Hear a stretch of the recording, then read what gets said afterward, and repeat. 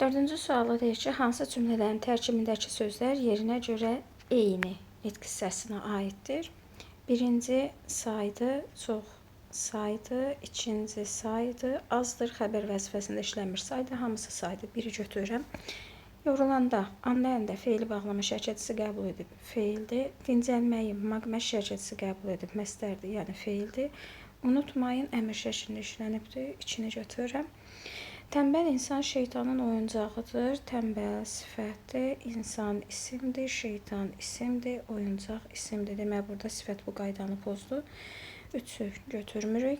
Siz necəsiniz? Belə bir suallarda ola bilər uşaq düşünər ki, siz əvəzlikdir, necə isə sifət sualıdır. Xeyr, uşaqlar, sifətin sualıdır. Bəli, bütün suallar, hansı sual ki, cümlənin daxilində işlənir, deməli o əvəzlikdir. Çünki heç bir nitq hissəsi öz sualında cümlənin içərisinə salıb isimmiş, sifətmiş kimi təqdim etmir. Biz sadəcə nitq hissələrini sual verərək tapa bilirik ki, bu hansı nitq hissəsidir. Yəni bu da əvəzlikdir, bu da əvəzlikdir. 4.